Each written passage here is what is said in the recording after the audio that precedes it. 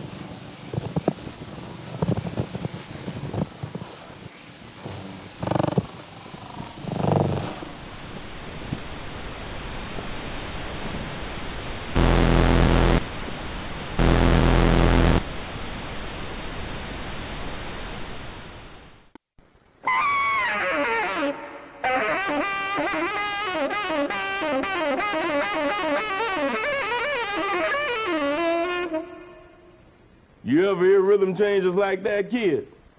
Well, now you have. Now you sure have. Now listen up. You want the girl, you want knowledge, or you want strength. Now what's it gonna be? You probably want the girl, right? They usually do.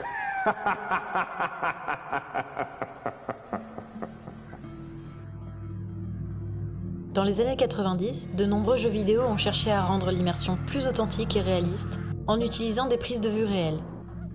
Les développeurs se basaient sur des fichiers vidéo préenregistrés pour construire les graphismes du jeu.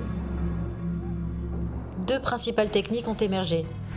L'utilisation de sprites numérisés, basés sur des acteurs filmés pour donner l'illusion du mouvement, et la création de cinématiques en prise de vue réelle pour offrir une expérience cinématographique aux joueurs. Star Wars Dark Force 2, Jedi Knight ou Wing Commander 3 et 4 ont mis en scène des cinématiques bien réalisées avec cadrage, acteurs, éclairage et effets sonores pour plonger les joueurs dans l'histoire. Certains jeux ont combiné les deux techniques en utilisant les sprites numérisés pour les parties actives du jeu, tandis que les cinématiques étaient filmées en prise de vue réelle pour les moments passifs de l'histoire. Ces jeux en full motion vidéo, représentatifs de l'époque du CD-ROM, ont fini par perdre en popularité en raison du coût élevé du stockage des vidéos et de l'avancée des graphismes en 3D. Mais à vrai dire, ça va déjà bien. Le genre a presque disparu de l'industrie vidéoludique après les années 2000. Cependant, au début des années 2010, le genre a commencé à réapparaître grâce à l'expérimentation de nouvelles technologies. Des séries comme Casebook ont vu le jour, utilisant les nouvelles technologies pour créer des jeux interactifs. Des studios comme Wales Interactive se sont spécialisés dans le cinéma interactif pour jeux vidéo. Des créateurs, tels que Sam Barlow, se sont fait connaître grâce à ce genre de jeux vidéo full motion vidéo post-2010. Ces jeux ont permis à de nombreux créateurs d'acquérir une certaine renommée dans le milieu vidéoludique.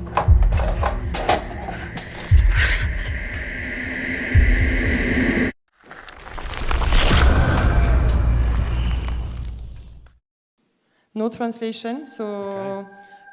If you can be slowly, like, for us, thanks. I'll try. I'll see if the jet lag helps. Sam Barlow est un concepteur de jeux vidéo britannique qui a débuté sa carrière chez Climax Studio en 1999. Il a travaillé sur des franchises telles que Serious Sam, notamment sur l'épisode Next Encounter en 2004, ainsi que sur l'adaptation de Ghost Rider en 2007. Le tournant dans la carrière de Sam Barlow a eu lieu lorsque Konami a confié le projet Silent Hill Origins à Climax Studios, au lieu de la Team Silent qui avait développé les opus précédents de la série. Ce nouvel épisode devait se dérouler avant les événements du premier jeu, mettant en avant le personnage de Travis Grady, chargé de sauver Alessa, la fille emblématique de la série. Malheureusement, en raison de contraintes de temps et de conflits avec Konami, qui voyait le jeu comme un projet secondaire ne correspondant pas aux ambitions de Climax Studios, le résultat final a été un jeu rapidement bouclé. Malgré cela, Silent Hill Origins, sorti en 2007 sur PlayStation Portable et en 2008 sur PlayStation 2, n'a pas été détesté et a même été relativement bien apprécié par la critique. Le jeu suivant de la série, Silent Hill Homecoming, sorti entre 2008 et 2009, développé par les Californiens Double Helix Games, a cependant reçu un accueil beaucoup plus froid. Malgré cette relative réussite, Konami a continué à faire confiance à Climax Studios, qui s'est chargé du 7e jeu de la saga, Silent Hill Shattered Memories, sorti entre 2009 et 2010.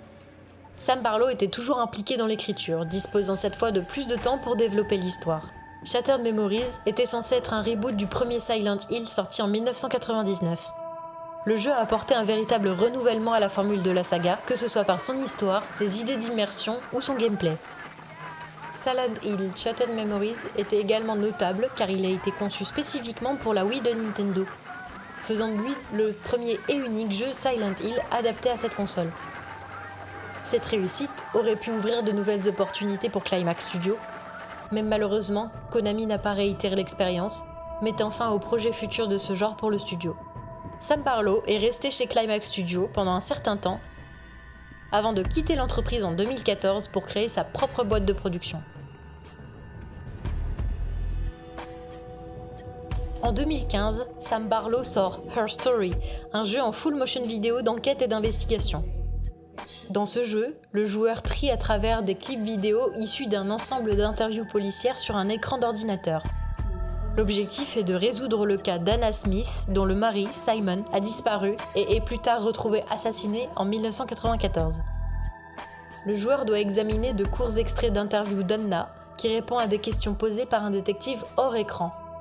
Cela incite le joueur à déchiffrer le contexte des réponses pour progresser dans l'enquête. Le jeu offre une certaine liberté au joueur, mais ce dernier n'est pas forcément guidé de manière explicite. Une fois qu'il a appris les mécaniques du jeu, il est laissé à lui-même pour décortiquer les fichiers à l'aide d'une base de données. Il peut les explorer dans l'ordre qu'il souhaite. Cette approche peut rendre le jeu assez opaque à prendre en main, car on ne sait pas vraiment par où commencer, et les vidéos sont souvent cryptiques. Her Story encourage le joueur à prendre des notes de son côté, à émettre des hypothèses même si elles ne sont pas toujours très claires, jusqu'à avoir vu la majeure partie des fichiers. Ce gameplay permet au joueur de prendre le jeu à son propre rythme, en fonction de ce qui l'intéresse le plus ou de ce qu'il trouve le plus pertinent pour résoudre l'affaire. En somme, Her Story propose une expérience de jeu d'enquête unique, avec un gameplay basé sur l'exploration et la réflexion. Les vidéos d'interview bien jouées par l'actrice Viva Seifert et le scénario intrigant contribuent à créer une atmosphère immersive et captivante pour les joueurs. Ce jeu a été salué pour son originalité et sa narration innovante, faisant de Sam Barlow un créateur reconnu dans l'industrie du jeu vidéo. La presse a été relativement très positive et il a été récompensé dans de nombreux festivals pour les jeux vidéo indépendants. Cette réussite a confirmé l'intuition de Sam Barlow qui a décidé de poursuivre l'expérience avec une suite spirituelle à Her Story. Avec une équipe bien plus conséquente et un budget plus élevé, Telling Lies est sorti en 2019. Cette fois-ci, l'histoire se déroule de nos jours. Le personnage incarné par le joueur, Karen Douglas, décide de regarder des fichiers vidéo en naviguant sur le moteur de recherche avec des mots-clés sur son ordinateur portable. L'intrigue tourne autour de David Smith, un agent du FBI qui a infiltré une organisation terroriste écologique qui a pour objectif de saboter la construction d'un pipeline qui polluerait les sources d'eau. Le but du joueur est de découvrir ce qu'est devenu David Smith et de comprendre ce qui s'est passé avec les personnes qui l'entourent. Telling Lies reprend le système de jeu très similaire à Her Story. Le joueur doit naviguer entre les clips vidéo stockés qu'il choisit de visionner dans l'ordre qu'il souhaite. L'interface du jeu est un écran d'ordinateur et les vidéos, qui sont majoritairement des conversations, ne fournissent que la vidéo et l'audio d'un seul côté. Cela oblige le joueur à trouver l'autre côté de la conversation ou à l'interpréter. Une nouveauté dans le jeu est que le joueur incarne un personnage bien identifiable, Karen Douglas, qu'il peut voir dans un reflet virtuel. Elle est l'une des énigmes à élucider pour comprendre qui elle est et pourquoi elle regarde toutes ses archives. Telling Lies se déroule dans le présent et utilise toutes les possibilités que les conversations en ligne peuvent offrir. Le jeu varie les sources en fonction du nombre de personnages que l'on suit. Le casting est à la hauteur de l'augmentation du budget du jeu. Les acteurs principaux ont tous une carrière dans le cinéma ou les séries télévisées. David Smith, joué par Logan Marshall Green, que vous connaissez peut-être depuis le film Upgrade de Leigh Whannell, l'actrice Alexandra Shipp, qui a joué Tornade dans les films X-Men, ou encore Angela Sarafian, que vous connaissez peut-être dans le personnage de Clémentine Pennyfeather dans la série Westworld. Bien que Telling Lies n'ait pas connu le même succès commercial que Her Story, il a été tout autant apprécié par le public. Certains reprochent cependant que le jeu puisse être laborieux, en partie à cause du fait que l'on n'entend qu'une partie des conversations et aussi en raison de la similitude trop présente avec le jeu précédent. Sam Barlow décide d'aller encore plus loin dans l'ambition de son nouveau projet.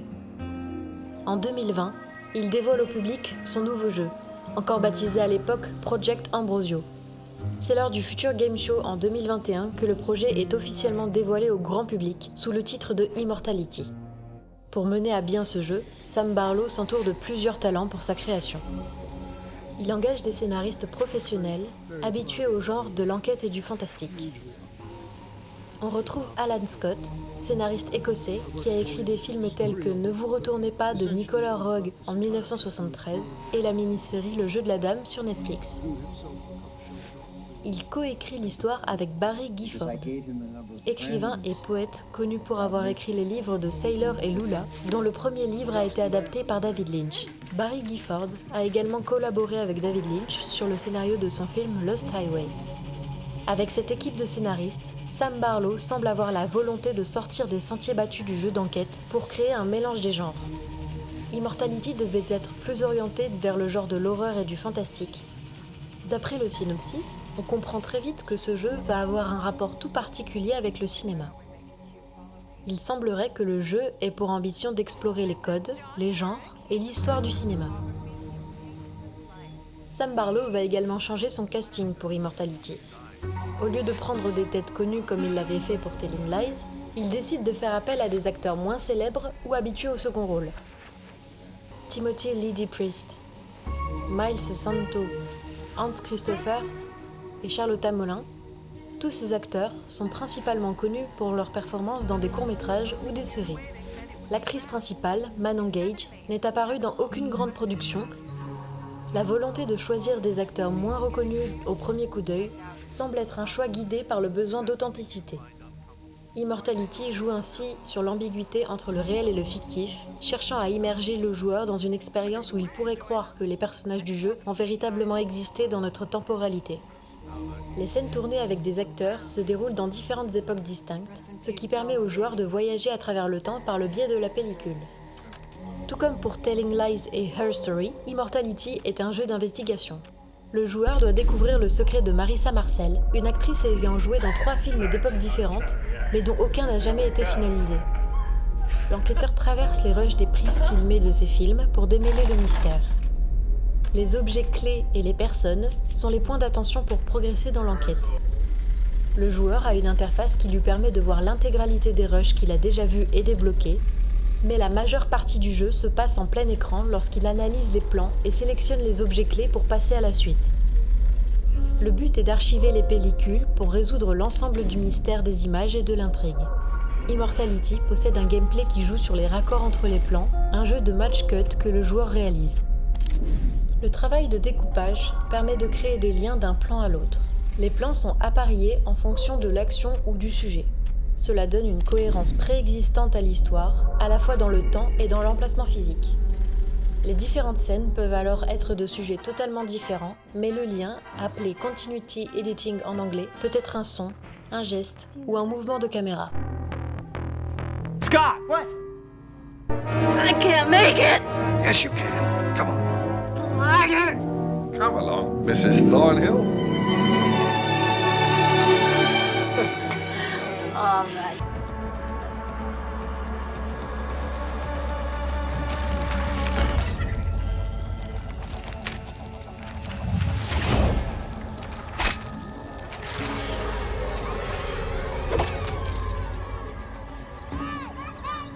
Priest who betrayed them.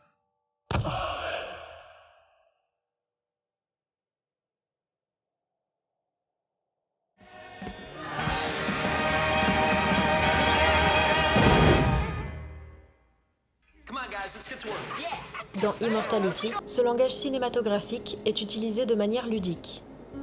Le jeu propose une multitude de raccords à découvrir, avec pas moins de 202 clips à examiner dans les 3 films. Pour finir le jeu, le joueur doit scanner chaque zone clé de chaque clip individuellement, ce qui peut s'avérer être un défi si l'on n'y va pas par étapes. Il est conseillé de prendre son temps, d'observer attentivement les premiers clips et de suivre pas à pas les liens pour progresser efficacement dans l'enquête. Comme pour les jeux précédents, le gameplay d'Immortality est soigneusement intégré à l'univers narratif du jeu. Le joueur incarne une personne non identifiée qui prend le contrôle d'une borne de montage, simulant ainsi l'utilisation d'une moviola. Cette machine d'époque, inventée par Iwan Serrurier en 1924, était utilisée pour visionner des films pendant le processus de montage. La moviola a été très appréciée par l'industrie cinématographique et de nombreux gros studios l'ont utilisée. Son fils, Marc Serrurier, a pris la direction de l'entreprise et a réussi à la populariser dans tout Hollywood. La moviola permettait aux éditeurs de visualiser les prises de vue individuelles dans leur salle de montage, améliorant ainsi leur précision dans le travail de découpage. Progressivement, la moviola a été remplacée par la table de montage à plat, puis par le montage numérique. Dans le jeu Immortality, le joueur contrôle donc une moviola virtuelle qui reproduit fidèlement tous les mécanismes de la machine réelle. Cette approche transforme un outil professionnel de montage en un gameplay ludique qui s'intègre parfaitement à l'histoire. Le jeu se focalise sur l'observation minutieuse des détails et le déblocage des portails vers d'autres terrains narratifs. Il joue avec les apparences et les secrets. Les mystères d'Immortality, nécessaires pour progresser dans le jeu, sont dissimulés dans des éléments apparemment insignifiants, incitant le joueur à être attentif à chaque moment précis. Parfois, en plein milieu d'une séquence, un bruit strident de drone peut être entendu, se rapprochant et s'éloignant pendant un court instant si le joueur joue au clavier, ou se transformant en vibration si le joueur joue à la manette.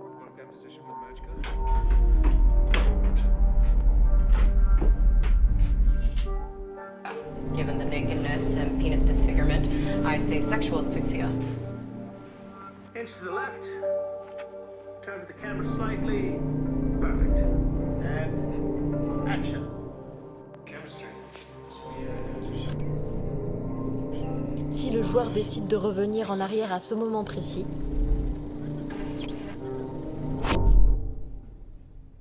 l'apparition d'une femme aux cheveux courts dans la scène ou sur fond noir.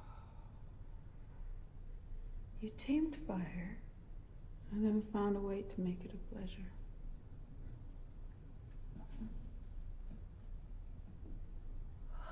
So much. It's so good.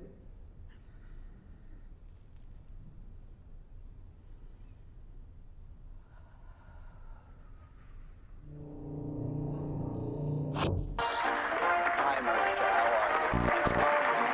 Thank you. Now you must be very excited. I am excited. Tell me, any babies? We don't reproduce that.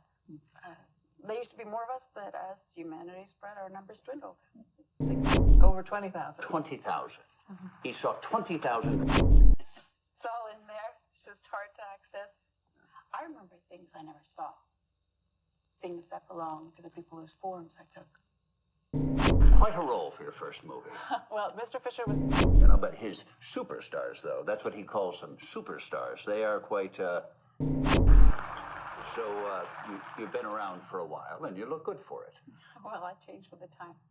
I imagine so.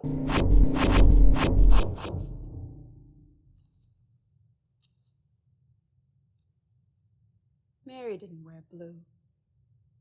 And she wasn't a virgin. That's blasphemous. Oh, you have no idea.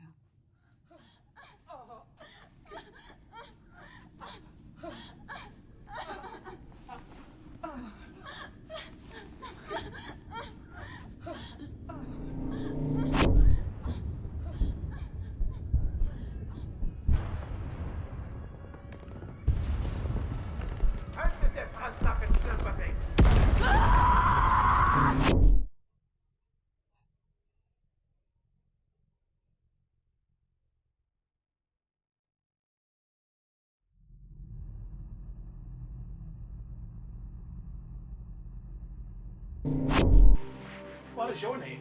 Marissa Marcel. La personnalité de Zowan se démarque totalement de celle de Marissa Marcel. Alors que l'actrice semble avoir un tempérament calme, se laissant mener par les autres et exécutant docilement les demandes, Zowan est plus vive et n'hésite pas à répondre de manière assertive. Lorsqu'elle remplace Marissa Marcel dans certaines scènes, elle prend le contrôle de la situation et change le rapport de force avec le réalisateur, montrant une assurance et une détermination qui lui sont propres. Dans les clips où Zowan apparaît depuis un espace parallèle, elle prend le contrôle et modifie les éléments de la réalité. My career has peaked. The downward slope of some of my abilities is quite long, which makes it all the more tragic. We hold out for one more masterpiece. Everything's changing. Everything's always changing. You prepared something? I'm not sure. Do you have a party trick? Do you have a party trick? A limerick. I tell dirty limericks. Excellent. Well, let's hear one then, dear. There once was a man from Nantucket whose cock was so long he could suck it. He said with a grin as he wiped off his chin, "Pray, turn your ear that I may fuck it." You're no Shakespeare. And you're not much to look at. I have a marvelous eye. We could chuck it like an oyster. I hear it's an aphrodisiac. There was a director called Arthur, whose dick was only 1.5 inches. With his marvelous eye, he made you cry, full technicolor tears and laughter. Cut! Thank you, Marissa. We will see you again, I'm sure. Dans un clip de 1999 où Marissa Marcel chante « Joyeux anniversaire » avant de discuter de Marilyn Monroe dans le film Two of Everything, Zowan apparaît soudainement en noir et blanc si l'on rembobine la scène au bon moment.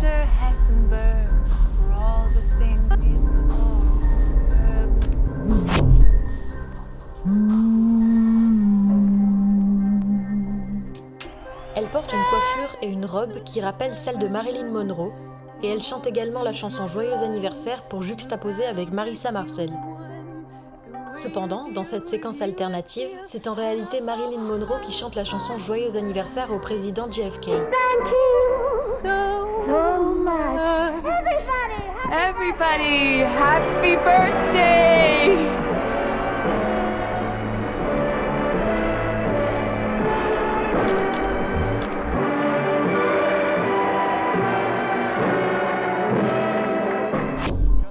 Cette découverte laisse supposer que la femme a pris possession du corps de Marissa en tant que parasite et soulève de nombreuses questions. Pendant que la popularité de Marissa Marcel diminue et que ses films ne rencontrent pas le succès escompté, des événements étranges se produisent.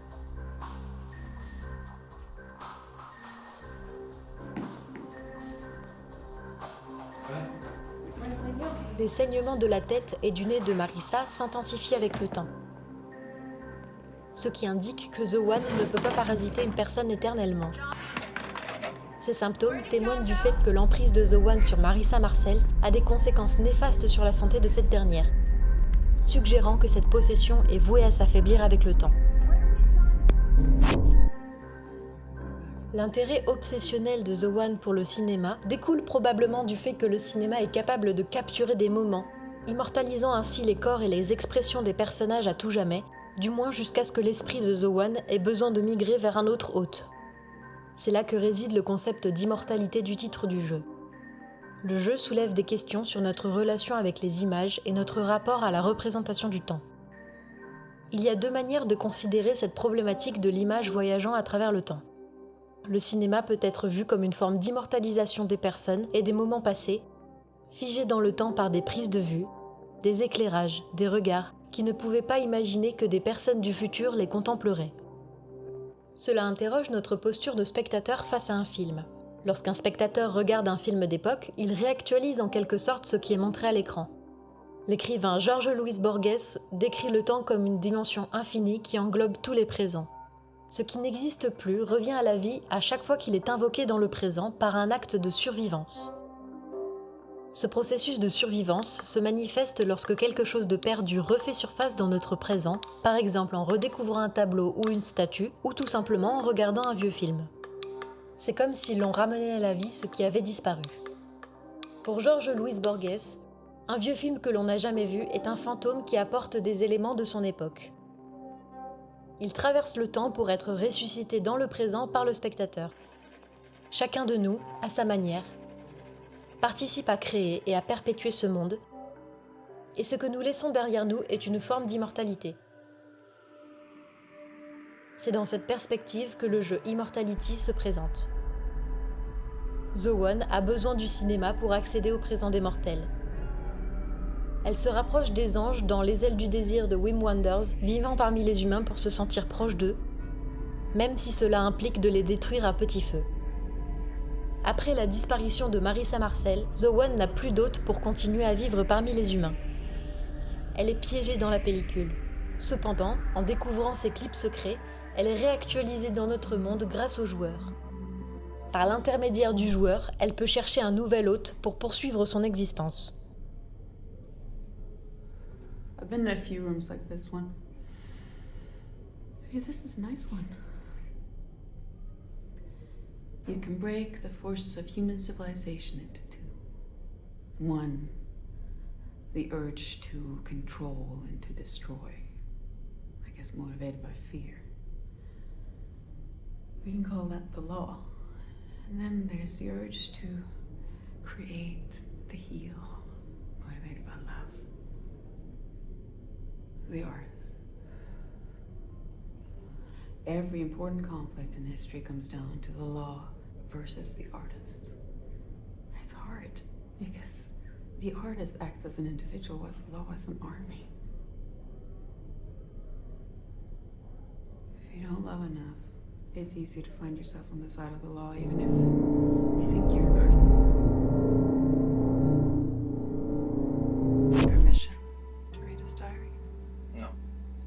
Immortality est un jeu vidéo qui offre un regard particulier sur l'industrie du cinéma, évoquant un ton similaire à celui de Twin Peaks. Il décrit le cinéma comme un milieu restreint où tout le monde se connaît, contribuant ainsi à maintenir le système de production en place. Le jeu met en lumière la relation entre actrice et réalisateur, une dynamique souvent troublante lorsqu'on observe les coulisses du décor.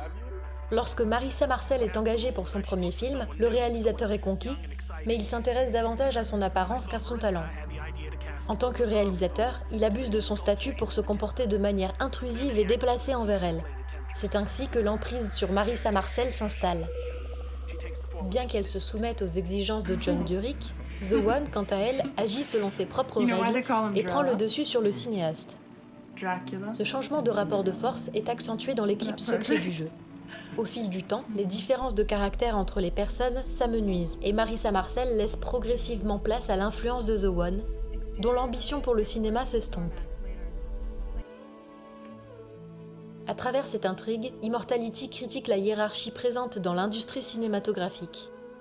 Il aborde des thèmes tels que les rapports de force, l'intimidation, les accidents et la sexualisation débridée, le tout animé par une histoire fantastique et un gameplay simulant les appareils techniques du cinéma de l'époque.